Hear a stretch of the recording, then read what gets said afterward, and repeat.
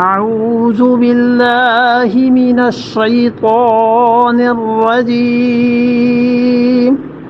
بسم الله الرحمن الرحيم وَإِذْ يَمْكُرُ بِكَ الَّذِينَ كَفَرُوا لِيُثْبِتُوكَ أَوْ يَقْتُلُوكَ أَوْ يُخْرِجُوكَ وَيَمْكُرُونَ وَيَمْكُرُ اللَّهُ وَاللَّهُ خَيْرُ الْمَاكِرِينَ۔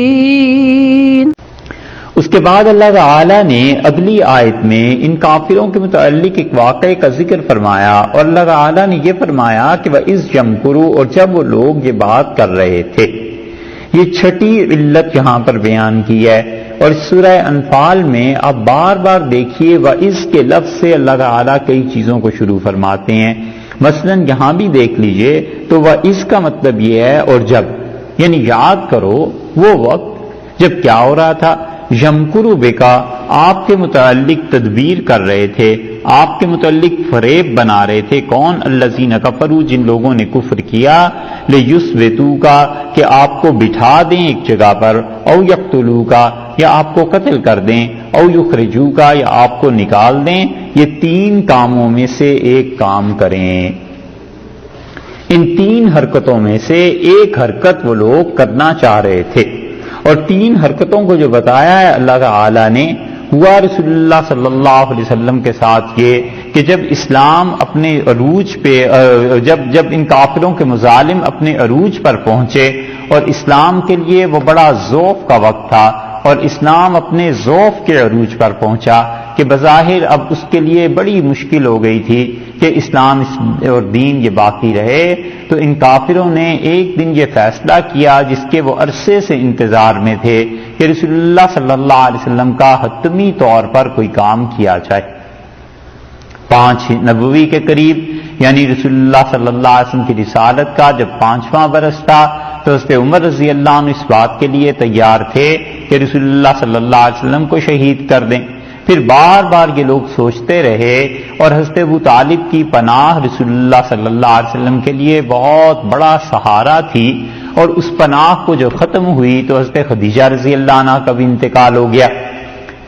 کفار مکہ نے ان سارے لوگوں کا بائیکاٹ کر دیا کہ جتنے بھی مسلمان ہیں ہم ان کے ساتھ کوئی تعلق رکھیں گے نہیں، اور شعب ابی طالب ایک جگہ تھی، اب تو وہ دیکھنے کو بھی نہیں ملتی کہ کہاں تھی، اور بڑا مشکل ہے اس کا مکہ مکرمہ میں ڈھونڈنا، لیکن سب لوگوں کو وہاں محصور کر دیا گیا۔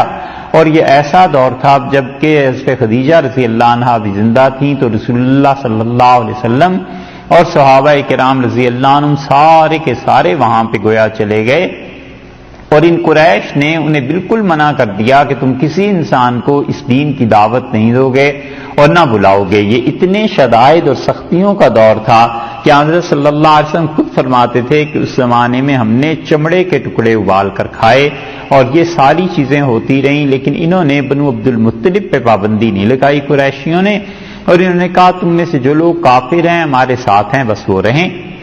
اور عبد المطلب کی جو اولاد تھی بنو عبد المطلب، وہ خود ہی اس مقاطعے میں داخل ہو گئے۔ انہوں نے کہا اگر بنو ہاشم کے ساتھ تمہاری یہ بائیکاٹ ہے تو ہم بھی اس میں شامل ہیں، اور جتنی رسول اللہ صلی اللہ علیہ وسلم کی فیملی تھی، خاندان تھا، وہ سب کے سب لوگ بھی آ گئے، حتیٰ کہ انہوں نے آپس میں جو معاہدہ لکھا تھا کہ ہم ان لوگوں کے ساتھ کوئی بھی لین دین اور معاشرتی تعلقات نہیں رکھیں گے۔ پھر رسول اللہ صلی اللہ علیہ وسلم نے انہیں بتائیں کچھ چیزیں، اور اس کے بعد جا کر یہ مقاطعہ ختم ہوا ہے۔ اور اس کے بعد 7 نبوی کی بات یہ ہے، اور اس کے کچھ عرصے کے بعد حضرت خدیجہ رضی اللہ عنہ کا انتقال ہوا، حضرت ابو طالب کا جب انتقال ہوا ہے تو رسول اللہ صلی اللہ علیہ وسلم کے لیے بظاہر اب مکہ میں رہنے کا کوئی ایسا جواز نہیں رہ گیا تھا، کیونکہ وہاں رہنا وہ قبائل کا نظام تھا، اور ہر آدمی کو کسی نہ کسی کے ساتھ اپنی پناہ میں رہنا پڑتا تھا، اور قریش پناہ دیا کرتے تھے، اور عربوں کے ہاں مستقل ایک نظام تھا کہ کون کس کا حلیف ہے، کون کس کا دوست ہے، اور یہ وہ بہت بری بات سمجھتے تھے کہ کوئی کسی سے ریکویسٹ کرے کہ مجھے آپ اپنی پناہ میں لے لیں، اور وہ انسان کو اپنی پناہ میں نہ لے سکیں۔ اس کا مطلب یہ ہے کہ یہ سردار بڑا کمزور ہے، یہ ان کے معاشرتی نظام کا ایک حصہ تھا، اس لیے بڑے بڑے لوگ پناہ دینے میں گھبراتے نہیں تھے۔ کیونکہ انہیں پتا ہوتا تھا کہ اگر ہم نے پناہ نہ دی تو یہ ہماری عزت کا مسئلہ بن جائے گا۔ اب جب حضرت ابو طالب کا انتقال ہو گیا تو رسول اللہ صلی اللہ علیہ وسلم کے لیے پناہ کی وہ چیز ختم ہو گئی، اور آپ طائف تشریف لے گئے اور طائف والوں سے جا کر یہ درخواست کی، وہاں پہ بھی رسول اللہ صلی اللہ علیہ وسلم نے کہ وہ اس دین کو قبول کر لیں، اور طائف والوں نے دین کی قبولیت سے انکار کر دیا، اور اس پہ رسول اللہ صلی اللہ علیہ وسلم کو بہت رنج ہوا، اور پھر طائف والوں نے پتھراؤ بھی کیا، یہاں تک کہ بازار میں جو اوباش بچے اور لڑکے تھے انہیں رسول اللہ صلی اللہ علیہ وسلم کے پیچھے لگا دیا، اور اتنا پتھراؤ کیا کہ آپ کے ساتھ حضرت زید رضی اللہ عنہ تھے، اور وہ کہتے تھے کہ میں نے رسول اللہ صلی اللہ علیہ وسلم لیٹ گئے ایک جگہ پہ، اور جوتے جب آپ کے اتارے ہیں پاؤں سے تو وہ خون کے ساتھ چپکے ہوئے تھے۔ یہ وہ دور تھا جس دور میں دوسری طرف کچھ لوگ اس بات پر آمادہ ہوئے کہ رسول اللہ صلی اللہ علیہ وسلم کو وہ اپنے ساتھ لے جائیں۔ اللہ تعالیٰ نے جو مہربانیاں اس دور میں کی ہیں، ایک تو جنات کا دروازہ کھول دیا، اور جنات نے رسول اللہ صلی اللہ علیہ وسلم کا قرآن سنا، اور انہوں نے آ کے بیعت کی، اور انہوں نے پھر اپنی قوم میں دین کی دعوت اور ان چیزوں کا کام کرنا شروع کیا۔ اور دوسرے معراج کا جو واقعہ پیش آیا ہے، یہ اللہ تعالیٰ کا بڑا فضل اور انعام تھا، اور اللہ نے 5 نمازوں کو مسلمانوں کو دیا، اور معراج میں جو بھی اللہ تعالیٰ نے فضل فرمانا تھا اللہ نے فرمایا۔ ادھر رسول اللہ صلی اللہ علیہ وسلم کے ساتھ یہ چیزیں پیش بھی آ رہی تھیں، اور کافروں نے حتیٰ کہ آہستہ آہستہ یہ کرنا شروع کیا کہ رسول اللہ صلی اللہ علیہ وسلم کی جان کے متعلق منصوبے بنانے لگے کہ کسی طرح اس شخص کو قتل کر دیا جائے۔ تو فیل ابن عمر رضی اللہ عنہ ایک صحابی تھے، اور وہ ان کا اپنا قبیلہ تھا، اپنا قلعہ تھا، ان کا اپنا ذاتی اسلحہ خانہ تھا، بہت بڑے یعنی سردار وہ شمار ہوتے تھے۔ انہوں نے رسول اللہ صلی اللہ علیہ وسلم درخواست کی کہ آپ ہمارے یہاں آ جائیں اور یہاں قلعے میں رہ کے دین کا کام کریں۔ تو نبی کریم صلی اللہ علیہ وسلم نے فرمایا کہ اللہ نے مجھے ابھی اس چیز کا حکم نہیں دیا کہ میں مکہ مکرمہ کو چھوڑوں۔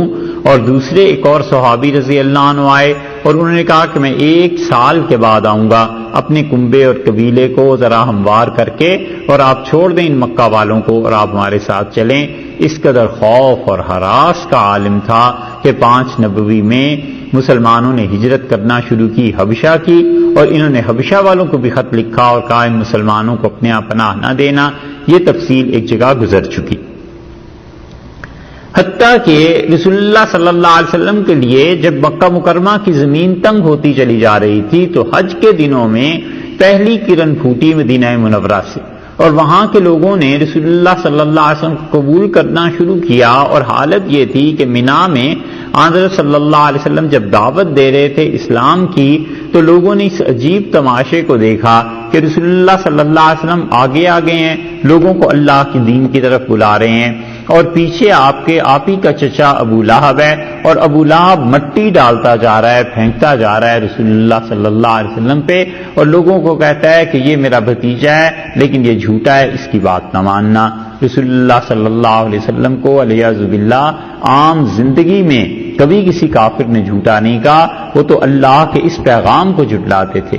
اسی لیے سورہ نعام میں وہ آیت گزری ہے، اللہ نے فرمایا یہ ظالم آپ کو جھوٹا نہیں کہتے بلکہ اس چیز کو جھٹلاتے ہیں جو میں نے آپ پر نازل کی ہے۔ اور اہل مکہ کے نزدیک رسول اللہ صلی اللہ علیہ وسلم اب بھی اتنے امین تھے، اتنے امانت دار تھے کہ کوئی آدمی رسول اللہ صلی اللہ علیہ وسلم پر شک نہیں کر سکتا تھا، اسی لیے وہ اپنی امانتیں اور اپنی قیمتی چیزیں جن کے متعلق انہیں خوف ہوتا تھا کہ ڈاکے سے یا کسی بھی وجہ سے لٹ سکتی ہیں، چرائی جا سکتی ہیں، آ کے رسول اللہ صلی اللہ علیہ وسلم کو دیتے تھے اور کہتے تھے کہ آپ ان کی حفاظت کریں۔ حتیٰ کہ وہ دن آیا جس دن یہ سارے کافر مل بیٹھے اور انہوں نے کہا کہ کسی طرح اس بات کا فیصلہ کیا جائے کہ اس آدمی کے ساتھ ہم نے کرنا کیا ہے، اور دوسری طرف رسول اللہ صلی اللہ علیہ وسلم کو اجازت ہو گئی کہ آپ آہستہ آہستہ لوگوں کو ہجرت کے لیے بھیجنا شروع کریں۔ اب یکے بعد دیگرے لوگ نکلنا شروع ہوئے، مدینہ منورہ کی ہجرت شروع ہو گئی، اور رسول اللہ صلی اللہ علیہ وسلم نے صحابہ کرام رضی اللہ عنہ کو بتایا کہ میں نے خواب میں یہ دیکھا ہے کہ ایک جگہ ایک وادی ہے اور دو پہاڑوں کے درمیان کا وہ حصہ ہے، اور اس کے لیے اللہ نے ہمیں اجازت دی ہے کہ ہم تم لوگ وہاں چلے جاؤ۔ اور اکابر صحابہ کرام رضی اللہ عنہ ہجرت کرنے لگے۔ حضرت عمر رضی اللہ عنہ نے ہجرت کی، ابو جہل کے بھائی تھے انہوں نے ہجرت کی، اگرچہ وہ درمیان میں پکڑ لیے گئے۔ حضرت خباب رضی اللہ عنہ نے ہجرت کی، حضرت بلال رضی اللہ عنہ کی ہجرت ہوئی، اور یہ ہجرتیں ہونا جب شروع ہوئی ہیں تو مکہ آہستہ آہستہ خالی ہوتا چلا گیا۔ قریش مکہ نے اور کفار نے سوچا، انہوں نے کہا یہ تو ایک نئی مصیبت ہو رہی ہے، یہ لوگ آہستہ آہستہ نکل کے راتوں رات چوری چھپے کسی اور جگہ جا رہے ہیں، کل کو یہ وہاں جا کر بنا لیں گے مرکز، اور وہاں سے بیٹھ کر انہوں نے مکہ کے خلاف اگر کوئی سازش کی تو یہ تو مستقل لڑائیاں لڑنی پڑ جائیں گی، اس لیے کچھ ایسی بات کرو کہ اس مشکل کو نپٹا دیا جائے، اور آپس میں مشورہ کرو۔ اور مشورے کے لیے جمع ہوئے یہ لوگ دارالندوہ میں۔ دارالندوہ عربوں کے یہاں پرانا چلا آتا تھا، اس میں یہ لوگ بیٹھ کر مشورہ کیا کرتے تھے، اور انہوں نے مشورہ دینے والوں نے مشورہ شروع کیا، اور شیطان جو تھا وہ بالکل انسانی شکل میں طبری رحمۃ اللہ علیہ کی روایت کے مطابق آ گیا، اور اس نے مشورے میں چند ایک سردار اندر بیٹھے ہوئے تھے اور دروازے پہ آ کے کھڑا ہو گیا۔ انہوں نے ان سے پوچھا کہ بھی تم کون ہو؟ تو اس نے بتایا میں فلاں قبیلے سے فلاں آدمی ہوں۔ تو انہوں نے کہا یہاں کیسے آنا ہوا؟ کیا میں اس لیے آیا ہوں کہ مکہ میں آیا ہوا تھا اور میں نے یہ سمجھا کہ تم لوگ کوئی بہت ضروری مشورہ کر رہے ہو، میں نے کسی سے سنا تھا، تو اس وجہ سے میں آ گیا ہوں کہ ممکن ہے تمہیں میں کوئی بہتر رائے دے سکوں۔ تو انہوں نے کہا دروازہ بند کرو اور اندر آ کے بیٹھ جاؤ۔ اور جو لوگ بھی بدر میں شریک ہوئے ہیں ان میں سے اکثر لوگ یہاں پر تھے، اور ابو البختری ابن ہشام جو تھا وہ بھی تھا، ابو جہل بھی تھا، عتبہ بھی تھا، یہ ولید بھی تھا، یہ سب کے سب لوگ اس میں شامل تھے۔ اور بحث یہ شروع ہوئی کہ رسول اللہ صلی اللہ علیہ وسلم کے متعلق کیا کیا جائے۔ تو پہلی رائے اس نے پیش کی ابن ہشام نے، اور اس نے کہا کہ میری رائے تو یہ ہے کہ اس آدمی کو زنجیروں سے باندھ دو اور ایک کمرے میں بند کر کے کمرہ بھی بند کر دو، باہر سے تیغا لگا دو اس کا، اور پھر اندر جو بھی ہوگا یہ اپنے انجام کو پہنچ جائے گا۔ اس آدمی کا اب علاج یہی رہ گیا علیہ باللہ۔ تو رسول اللہ صلی اللہ علیہ وسلم کے متعلق جب یہ باتیں اس نے کی تو شیطان نے بھی مخالفت کی اور لوگوں نے بھی مخالفت کی، اور شیطان جو انسانی شکل میں تھا اس نے اس سے کہا کہ دیکھو اگر تم یہ کرو گے تو اس کے صحابہ رضی اللہ عنہ تم جانتے ہی ہو، انہیں ان کے ساتھ کیسا تعلق ہے، محبت ہے، تم لوگوں نے مار چکے ہو، ظلم کر چکے ہو، جو کچھ بھی تم لوگوں نے کیا ہے وہ اس سے نہیں ہٹے، اور یہ اس جگہ کو توڑ کر اس ہستی کو نکال لیں گے، پھر فائدہ کیا ہوا خام خواہ کی بدنامی کا۔ دوسری رائے کسی نے دی اور اس نے کہا کہ اچھا پھر اس طرح کرو کہ اس انسان کو یہاں سے نکال دو، اس شہر سے نکال دو۔ جب یہ رائے آئی تو ابو الاسود کی یہ رائے تھی، اور ابو الاسود نے جب یہ بات کی تو باقی لوگوں نے اس سے کہا اور شیطان نے بھی کہ تم اس آدمی کو یہاں سے نکال کے کیا فائدہ ہے، یہ کسی اور جگہ چلے جائیں گے، جیسے کہ یہ آہستہ آہستہ اب ہجرت کرنا شروع ہوئے ہیں اور پھر وہاں جا کر اپنا اڈا اور کوئی ٹھکانہ بنا لیں گے، کل کو پھر ہمیں ان کے ساتھ لڑائیاں اور یہ چیزیں پیش آ سکتی ہیں۔ اور بس جب وہ چپ ہوا تو ابو جہل نے کہا کہ میں تمہیں رائے دیتا ہوں جو میرے نزدیک سب سے زیادہ مناسب ہے، اور وہ یہ کہ اس شخص کی گردن اتار دی جائے، قتل کر دیا جائے، اور پھر قتل بھی مجموعی اعتبار سے ہم سب لوگ مل کر کریں، اور سارے قبیلوں سے ایک ایک جوان کو لے لو اور وہ تلواریں زہر میں بھگو کر یا تلواریں لے کر چل پڑیں اور اس کے گھر کا محاصرہ کر لیتے ہیں، اور رات جب گہری ہو جائے سب مل کے تلواریں اس پہ مارو، اور ہر ایک کی تلوار میں خون لگا ہوا ہونا چاہیے، اور پھر وہ ساری تلواریں لے جا کے ہم بنو عبد مناف کے پاس رکھ دیں اور عبد مناف کو یہ کہیں کہ جناب یہ سارے کا سارے قبائل اس خون میں شامل ہیں، اب تم کرو جو کرنا ہے۔ تو وہ زیادہ سے زیادہ کیا کر لیں گے؟ اب وہ پوری عرب دنیا سے تو لڑائی مول نہیں لے سکتے، آخر پہ لے دے کے بات آئے گی کہ اس کا خون ادا کرو، 100 اونٹ دے دو، اور 100 اونٹ ہم میں سے کوئی بھی دینے کو تیار ہے۔ تو اس پہ شیطان نے کہا کہ بس یہ ہے وہ رائے جس رائے کو سب سے بہتر کی جاننا چاہیے اور اس پہ فیصلہ کرو۔ انہوں نے اس بات پر فیصلہ کر لیا کہ رسول اللہ صلی اللہ علیہ وسلم کو یوں سارے مل کر شہید کر دیں، اور یہ قصہ تمام کچھ ہے۔ اور ادھر جو دوسری طرف صورتحال تھی، یہ تو اس بات کو مانتے ہی نہیں تھے کہ رسول اللہ صلی اللہ علیہ وسلم کا کوئی اللہ کے ساتھ بھی تعلق ہے اور اللہ تعالیٰ کے ساتھ بھی کوئی نسبت ناتا کوئی جوڑ ہے، یہ تو اس چیز کو مانتے ہی نہیں تھے۔ اور انہوں نے اس پر غور ہی نہیں کیا، اور ادھر صورتحال یہ پیش آئی کہ اللہ تعالیٰ نے رسول اللہ صلی اللہ علیہ وسلم کو ہجرت کا حکم دے دیا، اہل مکہ کو پورا موقع دے دیا کہ تمہارے جی میں کوئی حسرت نہ رہے اور کوئی بات ایسی نہ رہ جائے کہ کل تمہیں پشیمانی ہو کہ ہم اگر یہ کر لیتے تو یہ ہو جاتا، یہ کر لیتے تو یہ ہو جاتا۔ آخری بات تک، آخری حد تک تم پہنچ کے یہی کر سکتے ہو کہ ایک آدمی کو قتل کر لو، بس اس کے بعد قتل کے سٹیپ سے پہلے تک خدا نے انہیں مہلت دے دی اور کہا بالکل ٹھیک ہے، یہ سارے مشورے کرو۔ اور ادھر یہ ہوا کہ رسول اللہ صلی اللہ علیہ وسلم کو ہجرت کی اجازت مل گئی، اور ہجرت کی جو اجازت ملی ہے تو حضرت صلی اللہ علیہ وسلم نے حضرت ابوبکر رضی اللہ عنہ کو آگاہ کیا اور وہ چل پڑے ہجرت کے لیے۔ اور ٹھیک یہ وہی رات تھی جس رات کو انہوں نے اپنے پروگرام کے مطابق سارا گھیراؤ کر لیا، اور یہ کوئی نئی چیز نہیں تھی جو رسول اللہ صلی اللہ علیہ وسلم کے ساتھ پیش آئی ہو، انبیاء علیہ الصلوۃ والسلام کے ساتھ قدیم میں بھی مشرکین ایسی حرکتیں کرتے رہے۔ حضرت صالح علیہ الصلوۃ والسلام کے باب میں گزرا ہے کہ 9 آدمی تھے شہر میں، اور آیا تھا نا وہ قصہ، ان 9 آدمیوں نے آپس میں مل کے فیصلہ کیا کہ تم جب اس آدمی کو قتل کر دو، حضرت صالح علیہ الصلوۃ والسلام کو، اور جب تمہارے سامنے یہ بات آئے گی تو قسمیں کھا جانا کہ ہمیں تو اس قتل کا بالکل پتہ ہی نہیں ہے۔ بس یہ کیفیت یہاں بھی حضرت صلی اللہ علیہ وسلم کے ساتھ بھی پیش آئی۔ فرعون جو تھا اس نے بھی یہی کیا، اور ایک آدمی قرآن نے بتایا کہ جاء رجل من اقصى المدینہ، شہر کے کناروں سے دوڑتا ہوا آیا، اور اس نے حضرت موسیٰ علیہ الصلوۃ والسلام سے کہا کہ موسیٰ ان الملا یأتمرون بک، موسیٰ علیہ السلام سے کہا کہ وہ سردار تمہارے بارے میں سوچ رہے ہیں، مشورہ کر رہے ہیں، اور دیکھو میں تمہاری نصیحت کرتا ہوں تمہیں، میں تمہارا خیر خواہ ہوں کہ نکلو یہاں سے اب۔ اور حضرت موسیٰ علیہ الصلوۃ والسلام نکلے ہیں، اور کیا اچھی ہجرت تھی اس نبی علیہ الصلوۃ والسلام کی۔ اور جب پہنچے ہیں حضرت شعیب علیہ السلام کی بستی میں تو انہوں نے کہا رب انی لما انزلت الی من خیر فقیر، اللہ جو کوئی بھی چیز تیری طرف سے آ جائے میں اس کا محتاج ہوں، فقیر ہوں۔ حضرت موسیٰ علیہ السلام کو بھی ایسے حالات میں ہجرت کرنا پڑی۔ اب معاملہ سید الانبیاء والمرسلین نبی کریم صلی اللہ علیہ وسلم کا تھا، ہجرت ان کے بھی سامنے تھی، انہوں نے بھی کرنی تھی، اور قریش مکہ نے آخری داؤ جو چلنا تھا اس کے لیے کھلی چھٹی ہو گئی۔ انہوں نے کیا کیا، تلواریں نکال کے گھیرا ڈال کے کھڑے ہوئے ہیں، اور حضرت صلی اللہ علیہ وسلم تشریف لے گئے تھے، اپنے گھر میں آرام فرما رہے تھے۔ رات کو آپ نے سیدنا علی رضی اللہ عنہ کو اپنے بستر پر سلایا، اور آپ نے کہا کہ یہ امانتیں ہیں جو اہل مکہ کی ہیں، میرے پاس ہیں، انہیں دے کر تم ہجرت کر کے آ جانا، اور میں جا رہا ہوں۔ اور رسول اللہ صلی اللہ علیہ وسلم نے سورہ یاسین پڑھنا شروع کی، اور جب آپ اس آیت میں تھے کہ وجعلنا من بین ایدیہم صدا ومن خلفہم صدا، اور ہم نے ان کے آگے اور پیچھے دیوار کر دی اور وہ کافر دیکھ نہیں پا رہے تھے، تو یہ پڑھتے ہوئے رسول اللہ صلی اللہ علیہ وسلم کے بیچ میں سے گزر گئے، اور اللہ تعالیٰ نے آپ کو بالکل ان کی نگاہوں سے محفوظ رکھا۔ اور ان لوگوں نے تھوڑی دیر کے بعد جب جھانک کے دیکھا، کیونکہ جیسے بھی تھے لیکن اخلاقی اعتبار سے ان میں یہ چیز تھی کہ کسی کے گھر میں ایسے حملہ کر دینا، بغیر اجازت کے چلے جانا، گھس جانا، یہ باتیں بڑی معیوب سمجھی جاتی تھی، تو اس لیے رات کے ایک حصے کے یا تو وہ انتظار میں رہے، یا یہ کہ اخلاقی اعتبار سے وہ اندر جا نہیں سکے۔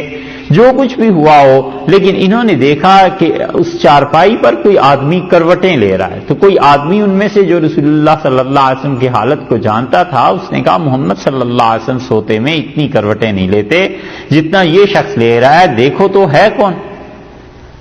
انہوں نے جا کر جب دیکھا تو سیدنا علی رضی اللہ عنہ تھے، تو انہوں نے پوچھا کہ محمد صلی اللہ علیہ وسلم، تو علی رضی اللہ عنہ نے بہت مناسب جواب دیا، انہوں نے کہا کہ تم نے میرے حوالے کیا تھا جو مجھ سے پوچھتے ہو، مطلب یہ کہ وہ تو تشریف لے گئے۔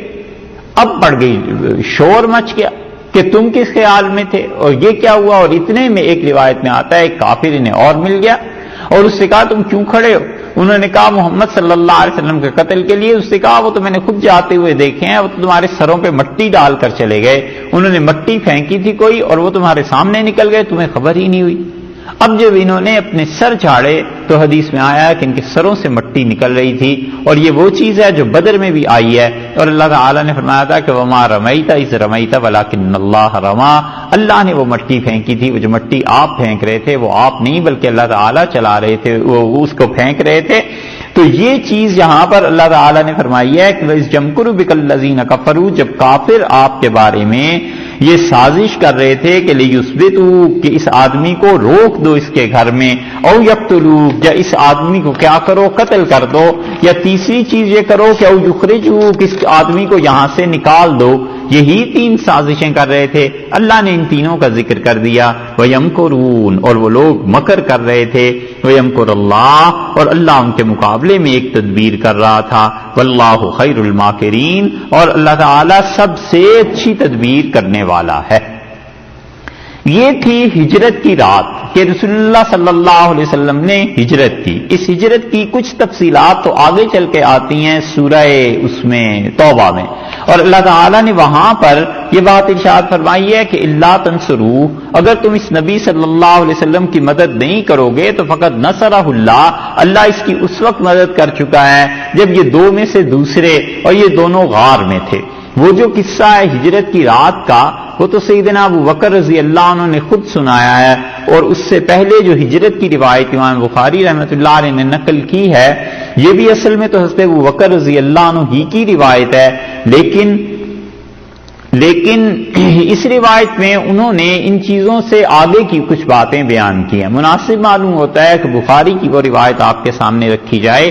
آپ دیکھیے امام بخاری رحمۃ اللہ علیہ کو ہمیشہ اس بات کا بھی خیال رہا ہے کہ مختصر سے مختصر چیز لکھیں، اور بخاری رحمۃ اللہ علیہ نے اختصار کے باوجود یعنی ان کی عادت کے باوجود اس روایت کو انہوں نے بیان کیا ہے. اور اس روایت کو سننے سے آپ کو ایک تو مدد ملے گی. اسی صورت میں کل ایک چیز رہ گئی تھی، اس وقت ہمارے خیال میں آیا کہ اس روایت کو سنائیں، لیکن ماحول کوئی ایسا سازگار نہیں تھا، تو ہم نے کہا کہ کل روایت سنائیں گے تو یہ دونوں جگہ پر فٹ آ جائے گی. یہ جو اوپر گزری ہے نا آیت، جس میں اللہ تعالیٰ نے فرمایا کہ یاد کرو وہ وقت جب مکہ مکرمہ میں جب تم تھے اذ انتم قلیل، جب تم تھے کم، مستضعفون فی الارض، اور زمین میں مکہ مکرمہ میں تم بہت کمزور سمجھے گئے، یہاں تک کہ تم ڈرتے تھے یتخطفکم الناس، لوگ تمہیں کافر اچک کر لے جائیں گے. اس حصے کا جو قرآن پاک کا یہ جو حصہ ہے اس پر اس روایت سے بھی روشنی پڑتی ہے. اور دوسرے اس روایت میں بخاری کی یہ بھی جگہ آ گئی ہے کہ انہوں نے اللہ تعالیٰ نے فرمایا کہ یہ کافر آپ کے بارے میں کہہ رہے تھے کہ آپ کو قتل کریں یا یہ کریں. اس ہجرت کا قصہ اس میں ہے. امام بخاری رحمۃ اللہ علیہ نے اس روایت کو اگرچہ کئی جگہ پر نقل کیا ہے، جیسے کتاب الوکالہ میں بھی نقل کیا ہے، اور انصار کے مناقب جہاں انہوں نے بیان کیے ہیں، حضرت ابو بکر رضی اللہ عنہ کی منقبت میں یہ اس روایت کو لائے ہیں. اور حضرت عروہ ابن زبیر رضی اللہ عنہ کہتے ہیں کہ حضرت عائشہ جو رسول اللہ صلی اللہ علیہ وسلم کی اہلیہ محترمہ تھیں، وہ کہتی تھیں کہ میں نے جب سے ہوش سنبھالا ہے میں نے اپنے والدین کو بس ایک ہی دین پہ دیکھا ہے. وَلَمْ يَمُرُّ عَلَيْنَا يَوْمٌ إِلَّا يَأْتِينَ فِيهِ رسول اللہ صلی اللہ علیہ وسلم، اور میں نے کوئی دن ایسا نہیں دیکھا جب رسول اللہ صلی اللہ علیہ وسلم ہمارے گھر میں طرفی النہار، دن کے دونوں حصوں میں تشریف نہ لاتے. بکرتم وعشیتم، صبح بھی میرے والد سے ملنے آتے تھے، شام کو بھی میرے والد سے ملنے آتے تھے. یہ حضرت ابوبکر رضی اللہ عنہ کے لیے بہت بڑی تعریف اور منقبت کی بات ہے کہ رسول اللہ صلی اللہ علیہ وسلم ایک دن میں 2 مرتبہ ان لوگوں کے گھر جایا کرتے تھے. حضرت عائشہ رضی اللہ عنہا تو یہ تصریح فرما رہی ہیں کہ کوئی دن ایسا نہیں تھا جس دن وہ نہ آتے ہوں. فلما ابتلی المسلمون، اور جب مسلمانوں پر شدید ابتلا کا وقت پیش آیا، جب ان کے لیے شدید پریشانیوں کا دور شروع ہوا، یہ وہ چیز ہے جس کو قرآن کہتا ہے کہ یتخطفکم الناس، تمہارے لیے ایسے ہو گیا تھا ان یتخطفکم الناس کہ لوگ کفار مکہ تمہیں اچک لیں گے. خطفہ کہتے ہیں جیسے پرندہ کسی بھی چھوٹے پرندے کو، جانور کو اچک لیتا ہے زمین سے، تو اس طرح مکہ والے تمہیں اچک لیں گے. یہ اس زمانے کا ذکر سیدہ عائشہ رضی اللہ عنہ کہتی ہیں، فرما رہی ہیں، کہتی ہیں کہ خرج ابو بکر مہاجرن نحو ارض الحبشہ، تو حضرت ابو بکر رضی اللہ عنہ اپنے گھر سے نکلے تاکہ حبشہ وہ ہجرت کر جائے. یہ ہے سن 5 نبوی کا واقعہ.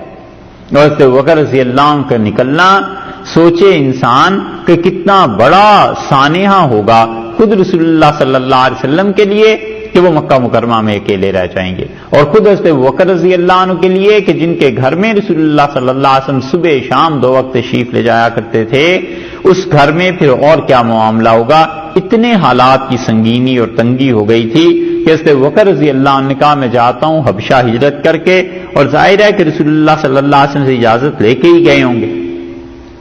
یہاں تک کہ برق غماد پہنچے. برق غماد جو ہے یہ دور ایک مقام کا نام ہے، اور برق غماد جو ہے یہ عربوں میں دور کا ایک علاقہ ہے. اس کے متعلق ایک وادی تھی، اس کو کہا جاتا تھا. تو لقیہ ابن الدغنہ، ابن دغنہ کی ملاقات ان سے ہوئی. ابن دغنہ جو تھا یہ حضرت ابوبکر رضی اللہ عنہ کا دوست بھی تھا. مکہ مکرمہ میں بڑا اس کا اثر رسوخ سب کچھ تھا، اور اپنی وادی یعنی مکہ میں جو لوگ سردار گنے جاتے تھے 10-15 آدمی جن پہ پورا شہر مکہ مکرمہ کی ہزاروں کی آبادی جن پر بھروسہ کرتی تھی، ان میں ابن دغنہ بھی تھا. حضرت عائشہ رضی اللہ عنہ اسی لیے فرما رہی ہیں کہ وہ سید القارہ، اور وہ اس جگہ کا سردار تھا. فقال این ترید یا ابا بکر، اس سے پوچھا ابو بکر کہاں جا رہے ہیں؟ فقال ابو بکر رضی اللہ عنہ نے کہا اخرجنی قومی، مجھے میری قوم نے مکہ سے نکال دیا ہے، تو میں چاہتا ہوں کہ ان اسیح فی الارض، میں زمین میں سیاحت اختیار کر لوں، کریا بکریا کوچا بکوچا گھومتا رہوں. وہ عابد ربی، اور میں اپنے پروردگار کی عبادت کرتا رہوں. یہ جب سنا انہوں نے تو ابن دغنہ جو تھا اس نے کہا فإن مثلک یا ابا بکر، ابو بکر تم جیسا آدمی، تم جیسا معزز انسان، اتنا شریف، کیا وہ مکہ چھوڑ جائے اور اس کے لیے حالات ایسے پیدا ہو جائیں؟ لا یخرج ولا یخرج، نہ تو آپ جائیں گے خود، نہ کوئی آپ کو اس شہر سے نکالے گا. انک تکسب المعدوم، ابو بکر آپ تو جن لوگوں کے پاس کچھ نہیں ہوتا ان کی تکسب المعدوم، ان کی جابز، ان کی نوکریاں، اور ان کو کام دلانے میں آپ لوگوں کی مدد کرتے ہیں. آپ اتنے اچھے آدمی ہیں. وتصل الرحم، اور ابو بکر آپ تو رشتہ داروں سے حسن سلوک کرتے ہیں. وتحمل الکل، اور جن لوگوں کا دنیا میں کوئی نہیں ہوتا آپ ان کا بوجھ اٹھاتے ہیں. وتقری الضیف، اور آپ مہمانوں کی عزت کرتے ہیں. وتعین علی نوائب الحق، اور ابو بکر جب آسمانی آفتیں آتی ہیں، زلزلہ، سیلاب، سردی، گرمی، وبائیں، آپ لوگوں کے کام آتے ہیں. فَأَنَا لَكَ جَارٌ، میں تمہارا پشت بناؤں، میں تمہارے ساتھ ہوں ابو بکر، میں تمہارا مددگار ہوں. ارجع وعبد ربک ببلدک، چلو واپس اور اللہ کی عبادت کرو اس شہر میں جیسے تم عبادت کرتے تھے. عجیب اتفاق ہے. حضرت ابوبکر رضی اللہ عنہ کے متعلق بخاری میں یہاں یہ لفظ آ رہے ہیں اور ابن دغنہ کہہ رہے ہیں. اور ابن دغنہ کی اس روایت میں آپ دیکھیں، پھر اسے سنیں، یہ دیکھیے الفاظ دوسری جگہ بھی آئیں. کہتا ہے سب سے پہلی بات یہ کہ تکسب المعدوم، جن کی نوکریاں نہیں ہوتی آپ ان کے لیے کام کرتے ہیں. دوسری بات یہ کہ رشتہ داریوں کو آپ نبھاتے ہیں. تحمل الکل، اور جو بالکل بے آسرا اور بے ٹھکانہ لوگ ہوتے ہیں آپ ان کو آسرا ٹھکانہ دیتے ہیں. چوتھی بات یہ کہ تقر الضیف، آپ مہمانوں کی عزت کرتے ہیں. پانچویں بات یہ کہ نوائب الحق، جب لوگوں پر آفات قدرتی آتی ہیں تو آپ ان کی مدد کرتے ہیں. اس نے 5 چیزیں حضرت ابوبکر رضی اللہ عنہ کی خصوصیات میں گنی ہیں. ٹھیک یہی بات اس سے پہلے بھی کسی نے کہی تھی. یہ 5 نبوی میں واقعہ پیش آ رہا ہے، یعنی رسول اللہ صلی اللہ علیہ وسلم کی نبوت کے 5ویں سال. اور عجیب بات یہ ہے کہ رسول اللہ صلی اللہ علیہ وسلم کی جب نبوت کا آغاز ہوا ہے، یہ بخاری کی بالکل تیسری روایت ہے جہاں امام بخاری رحمۃ اللہ علیہ لائے ہیں. انہوں نے صحیح بخاری شروع کیا ہے بدء الوحی سے، کہ وحی کا آغاز کیسے ہوا. اور اس میں آپ دیکھیے کہ بات تیسری حدیث ہے یہ بخاری کی. وہ 5 صفات حضرت ابوبکر رضی اللہ عنہ کی ذہن میں رکھیں. اور یہ دیکھیے اس حدیث میں کیا آیا ہے. یہ بھی حضرت عائشہ رضی اللہ عنہ کی روایت ہے، اور وہ کہتی ہیں کہ سب سے پہلے رسول اللہ صلی اللہ علیہ وسلم پر جو دین کا آغاز ہوا تھا وہ وحی کا، وہ رویا صالحہ تھے، اچھے خواب تھے فی النوم، جو آپ سونے کی حالت میں دیکھتے تھے. اور جو خواب بھی رسول اللہ صلی اللہ علیہ وسلم رات کو دیکھتے تھے صبح اٹھ کے دیکھتے تھے تو وہ پورا ہو جاتا تھا. ثم حبب الیہ الخلا، اور پھر رسول اللہ صلی اللہ علیہ وسلم کو تنہائی بڑی عزیز کر دی گئی. بس زیادہ سے زیادہ تنہا رہنا پسند کرتے تھے. وکان یخلو بغار حرا، اور رسول اللہ صلی اللہ علیہ وسلم غار حرا میں الگ ہونا پسند فرماتے تھے. فیتحنث فیہ، اور اس میں اللہ کی عبادت کرتے تھے کئی دن تک. اور پھر رسول اللہ صلی اللہ علیہ وسلم اپنے گھر والوں کی طرف آتے تھے، ان سے کھانا لیتے تھے، زاد راہ لیتے تھے، پھر غار حرا میں چلے جاتے تھے. اور پھر اس سے خدیجہ رضی اللہ عنہا کے پاس آتے تھے، ان سے کھانا اور پینے کی چیزیں لے کے پھر تشریف لے جاتے تھے غار حرا میں، یہاں تک کہ فرشتہ آیا. یہ ہے نبوت کا آغاز، جس کو امام بخاری رحمۃ اللہ علیہ یہاں بتا رہے ہیں کہ یہاں تک کہ فرشتہ آیا. فقال اقرا، اور اس نے کہا پڑھیے. قال ما انا بقارئ، رسول اللہ صلی اللہ علیہ وسلم میں تو پڑھا لکھا نہیں ہوں. جب یہ آپ نے فرمایا تو فاخذنی، تو رسول اللہ صلی اللہ علیہ وسلم اس فرشتے نے، جبریل امین نے مجھے پکڑ لیا. فغطنی، اور اس نے مجھے اپنے جسم سے ملا کر اتنا زور سے دبوچا، اتنا شدید اپنے سینے سے لگایا کہ بلغ منی الجہد، میری طرف سے انتہائی ہو گئی، یعنی میری برداشت کے قابل یہ چیز نہیں رہی. پھر اس نے مجھے چھوڑ دیا اور اس نے کہا اقرا پڑھو. میں نے کہا میں پڑھا لکھا نہیں. فاخذنی فغطنی الثانیہ، پھر اس نے دوبارہ پکڑا اور یہاں تک اتنا دبایا کہ میری طرف سے بس انتہا ہو گئی تھی، پھر اس نے چھوڑ دیا. پھر اس نے کہا تیسری مرتبہ کہ پڑھ. ما انا بقارئ، میں نے کہا میں پڑھا ہوا نہیں ہوں. فاخذنی فغطنی الثالثہ، پھر تیسری مرتبہ اس نے مجھے اپنے سینے سے لگا کے اتنی زور سے دبایا کہ میری طرف سے بس جیسے جان نکل جائے گی. اس نے چھوڑ دیا اور قال اقرا، اس نے کہا پڑھیے. فقلت ما انا بقارئ، میں نے اس سے کہا چوتھی مرتبہ، نہ تیسری مرتبہ. تو اس نے پھر مجھ سے اس تیسری مرتبہ کے چمٹانے کے بعد کہا کہ اقرا بسم ربک الذی خلق، خلق الانسان من علق، اقرا وربک الاکرم. اور یہ جب اس نے کہا تو پھر رسول اللہ صلی اللہ علیہ وسلم نے فرمایا میں نے پڑھا. اور پھر حضرت عائشہ رضی اللہ عنہا کہتی ہیں کہ رسول اللہ صلی اللہ علیہ وسلم واپس تشریف لائے. یرجف فؤادہ، اور آپ کا دل کانپ رہا تھا شدید. فدخل علی خدیجہ بنت خویلد، خدیجہ بنت خویلد کے پاس پہنچے. فقال زملونی زملونی، فرمایا مجھے کمبل اڑاؤ، موٹا کپڑا اڑا دو. فزملوا، گھر والوں نے کمبل دے دیا، موٹا کپڑا اڑایا، یہاں تک کہ آپ کی دھڑکن ٹھیک ہوئی.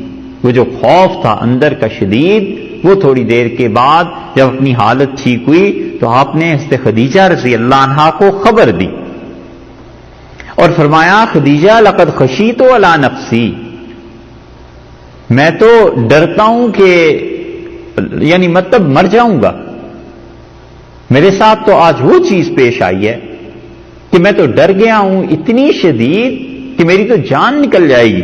فقالت لہو خدیجہ، خدیجہ بولی اور کہنے لگی کلا، ہرگز نہیں، واللہ ما یحزنک اللہ ابدا، اللہ کی قسم ہرگز نہیں، اللہ آپ کو کبھی بھی نہیں چھوڑے گا، اللہ آپ کو کبھی بھی رسوا نہیں کرے گا، اللہ تعالیٰ آپ کو کبھی بھی خوف کی کیفیت میں نہیں مبتلا کرے گا.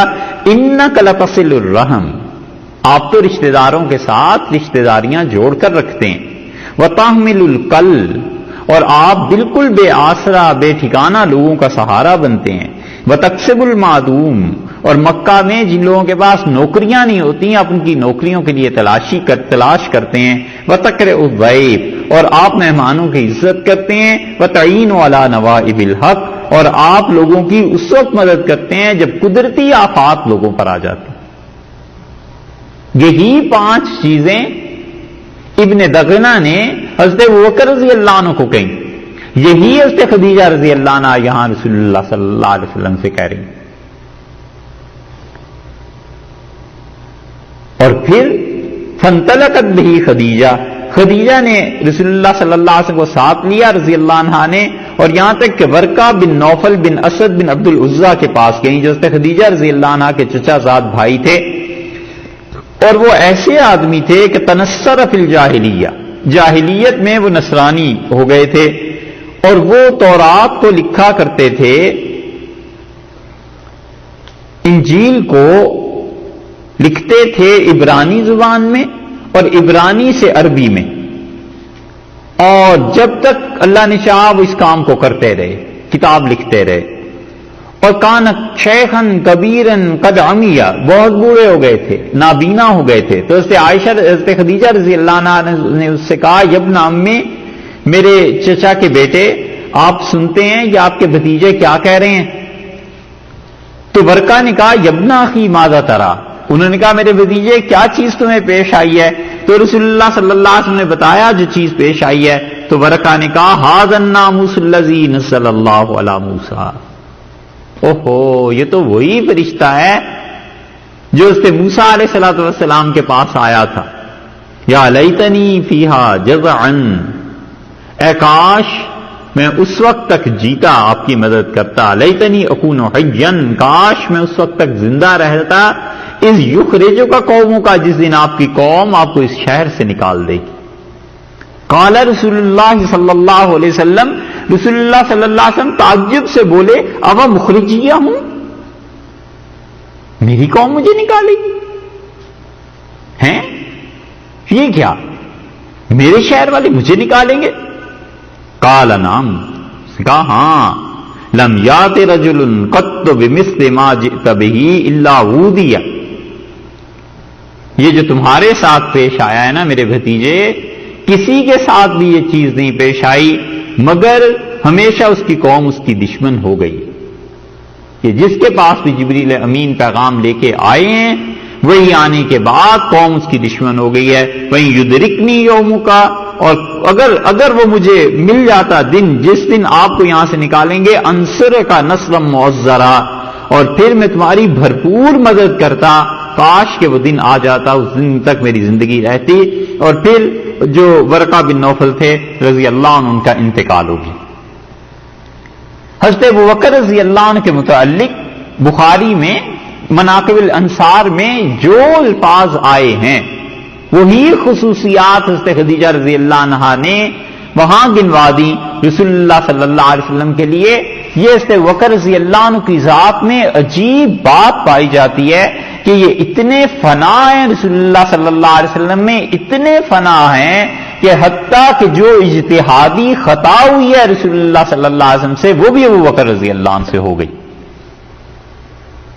بدر کے قیدیوں میں دیکھا ہے، حضرت صلی اللہ علیہ وسلم کا خیال تھا کہ فدیہ لے لیں، حضرت ابوبکر رضی اللہ عنہ وہاں بھی انہی کے ساتھ شامل ہیں.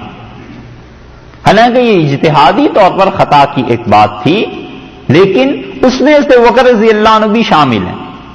حدیبیہ کا معاہدہ ہوا ہے، سارے صحابہ رضی اللہ عنہ پریشان ہیں کہ یہ کیا ہو رہا ہے. حتیٰ کہ حضرت عمر رضی اللہ عنہ نے جا کر کہا ابوبکر کیا ہم حق پہ نہیں ہیں؟ رسول اللہ صلی اللہ علیہ وسلم کے پاس گئے اور کہا اللہ کے رسول کیا ہم حق پہ نہیں ہیں؟ آپ نے فرمایا عمر ہم حق پہ ہیں. عرض کیا اللہ کے رسول کیا ہمارا دین سچا نہیں ہے؟ فرمایا سچا ہے. انہوں نے کہا جب دین بھی سچا ہے حق پر بھی ہیں تو ہم اتنی گری ہوئی شرائط پر کیوں صلح کر رہے ہیں؟ تو رسول اللہ صلی اللہ علیہ وسلم جب تک اللہ کی طرف سے وہی نہ آ جائے میں کچھ نہیں کہہ سکتا. اور اس سے عمر رضی اللہ عنہ خود کہتے ہیں کہ میں ابوبکر رضی اللہ عنہ کے پاس گیا جھنجھلاہٹ میں اور میں نے کہا ابوبکر کو پکڑ لیا میں نے کہا ابوبکر ہم حق پہ نہیں، ان کا حق پہ ہے، دین سچا نہیں سچا ہے. تو میں نے کہا پھر کیوں ہم ان شرائط پہ صلح کر رہے ہیں؟ تو انہوں نے کہا ابوبکر اس وقت تک کچھ نہیں کہہ سکتا جب تک رسول اللہ صلی اللہ علیہ وسلم کچھ نہ کہے. اتنے فنا ہیں وہ کہ جو چیز رسول اللہ صلی اللہ علیہ وسلم کو پیش آئی ہے وہ حضرت ابوبکر رضی اللہ عنہ کو پیش آئی. حضرت مجدد الفسانی رحمۃ اللہ علیہ نے ایک کشف اپنا لکھا ہے تو یہ کشف کی بات ظاہر ہے کہ کوئی شرعن حجت تو نہیں ہے لیکن انہوں نے کہا میں نے رسول اللہ صلی اللہ علیہ وسلم کا ابوبکر کا اور عمر کا مرتبہ دیکھا عالم بالا میں. تو رسول اللہ صلی اللہ علیہ وسلم کے جہاں پاؤں مبارک تھے ابوبکر رضی اللہ عنہ کا سر ان کے پاؤں سے جڑا ہوا تھا اور ابوبکر اور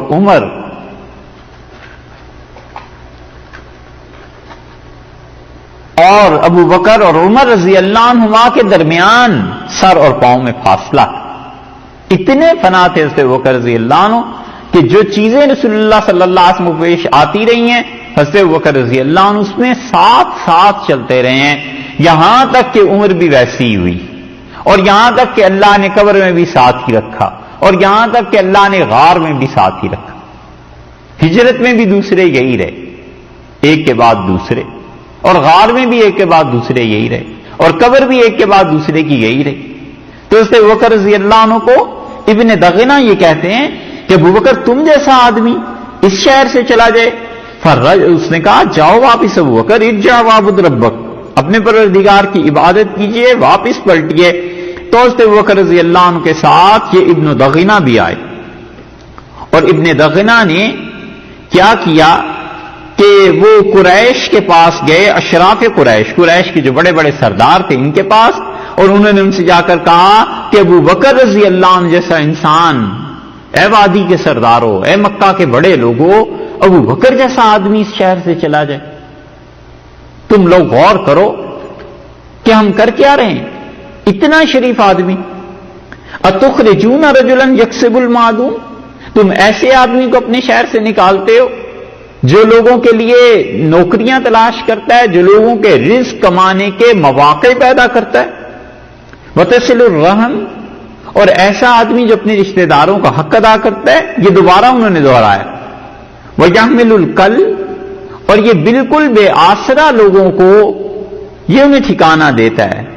وَيَقْرِ الضَّيْفَ، اور یہ اپنے مہمانوں کی عزت کرتا ہے. وَيَعِينُ عَلَى نَوَائِبِ الْحَقِّ، اور کیا یہ شخص ایسا نہیں ہے کہ جب بھی قدرتی آفتیں آتی ہیں، زلزلے، طوفان، بارشیں، وبائیں، مصائب، یہ ہمیشہ سب سے آگے ہوتا ہے؟ کیا ایسے نہیں ہے؟ فلم تکذب قریش چھپلا نہیں سکے. انہوں نے کہا سچ کہتے. یہ ہے وہ چیز کہ انسان اپنا کردار اتنا اچھا رکھے کہ کوئی انگلی نہ اٹھا سکے. حضرت عمر رضی اللہ عنہ کسی کو نصیحت کی اور انہوں نے کہا کہ جوانی میں اللہ کی نافرمانی نہ کرنا. انہوں نے کہا میرے بھتیجے، ممکن ہے اللہ تم سے کبھی دین کا کام لے، تو ایسے نہ ہو کہ لوگ یہ کہیں کہ یہ اپنی جوانی میں ایسا تھا اور ایسا تھا. بالکل قریش نہیں جھٹلا سکے.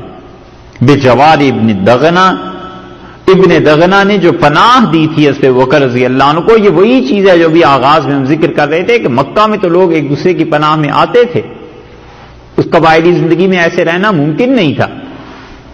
فقالوا لابن دغنہ، اور انہوں نے قریش نے ابن دغنہ سے کہا کہ مر ابا بکرین، ابو بکر سے کہہ فلیعبد، کہ وہ عبادت کریں اپنے پروردگار کی.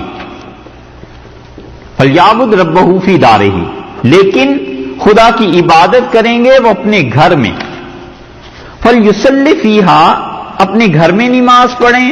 ولیقرأ ما شاء، اور جو چیز چاہیں ابو بکر پڑھا کریں اپنے گھر میں رہ کے. ولا یؤذینا بذالک، ایک تو ان کے پڑھنے سے ہمیں تکلیف نہیں ملنی چاہیے. ولا یستعلن بہ، اور دوسرے وہ اونچی آواز سے نہ پڑھیں، کیونکہ ابو بکر اونچی آواز سے قرآن پڑھتے تھے رضی اللہ عنہ، تو پھر کیا ہوتا تھا؟ قریش نے کہا کہ نخشى ان یفتن نساءنا وابناءنا، ہماری عورتیں جب اس کو سنتی ہیں نا یہ، اور ہمارے لڑکے جب سنتے ہیں تو پھر ہمارے لیے مصیبت ہو جاتی. قرآن جب وہ سنتے ہیں تو پھر وہ آ کے ہم سے پوچھتے ہیں کہ یہ کلام کیسا ہے، پھر ہم کیا جواب دیں؟ یہ قرآن کی خصوصیت ہے ہی ایسی. قرآن اپنی راہ خود بنا لیتا ہے. قرآن جب پڑھتے ہیں لوگ اور سنتے ہیں اور سناتے ہیں، پھر اثر نہ ہو، پھر قرآن تو نہ ہوا. الا یہ کہ علیاذ باللہ کسی کے دل پہ مہر ہی لگ جائے تو الگ بات ہے، وگرنہ قرآن اتر جاتا ہے دل. فقال ذلك ابن دغنہ لابی بکر، ابن دغنہ نے آ کے حضرت بکر رضی اللہ عنہ کے سامنے یہی بات رکھی کہ اپنے گھر میں نماز پڑھنی ہے، میں آپ کو پناہ دے رہا ہوں، آپ نے کہیں نہیں جانا، اور اونچی آواز سے قرآن نہیں پڑھنا. تو حضرت بکر رضی اللہ عنہ اپنے گھر میں نماز پڑھتے رہے، اور اپنی نماز میں بھی اونچا نہیں پڑھتے تھے. ولا یقرأ فی غیر دارہ، اور اپنے گھر کے علاوہ قرآن کہیں نہیں پڑھتے تھے. اور پھر ابو بکر رضی اللہ عنہ سے برداشت نہیں ہوا تو انہوں نے اپنے گھر کے صحن میں ہی ایک چھوٹی سی مسجد بنا لی. حویلی تھی نا بڑی، تو حویلی کا ایک حصہ جو تھا وہیں انہوں نے مسجد بنا لی، اور اسی میں وہ نماز پڑھتے تھے اور قرآن پڑھتے تھے.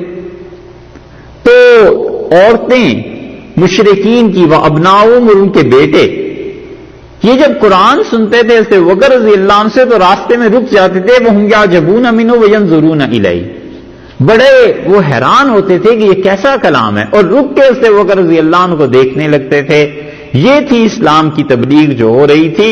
وکان ابو بکر رجل بکا، اور ابو بکر رضی اللہ عنہ آدمی تھے بکا، بہت رونے والے، شدید رونے والے.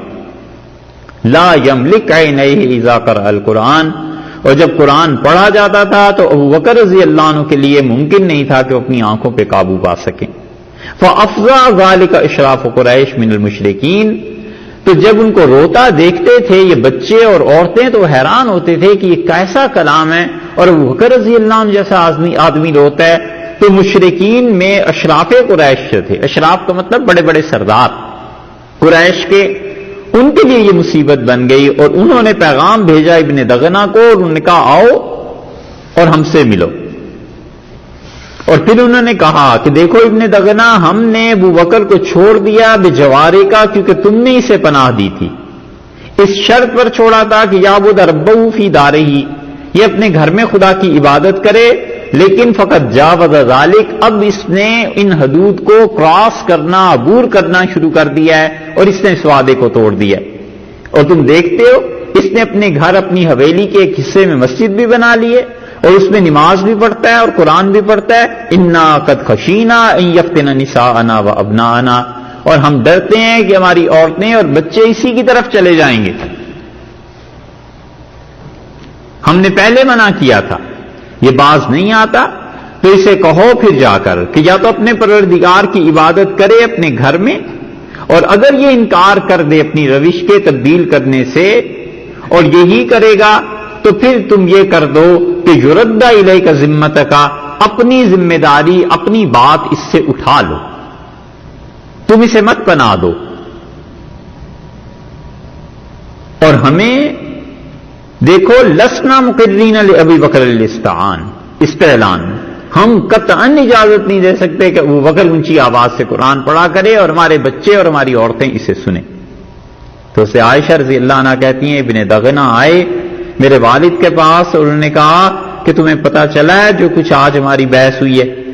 تو ابو بکر یا تو تم قرآن اونچا آواز سے پڑھنا چھوڑ دو، اور یا پھر تم یہ کر لو کہ ترجع الیہ ذمتی، میں نے جو تمہیں پناہ دی تھی اس شہر میں، میری پناہ چھوڑ دو. فإنی لا احب ان تسمع العرب، میں یہ نہیں چاہتا کہ عرب مجھے اس بات سے یاد کریں کہ ابن دغنہ نے ایک آدمی کو پناہ دی تھی اور پھر اس کی پناہ کی لاج نہیں رکھی جا سکی، اس کی پناہ کو نبھایا نہیں گیا، اس وعدے کو پورا نہیں کیا گیا. فقال ابو بکر، ابو بکر رضی اللہ عنہ بولے اور انہوں نے کہا کہ ارد الیک جوارک، میں آپ کی پناہ سے ہاتھ اٹھاتا ہوں، تم اپنی پناہ کو مجھ سے واپس لے لو.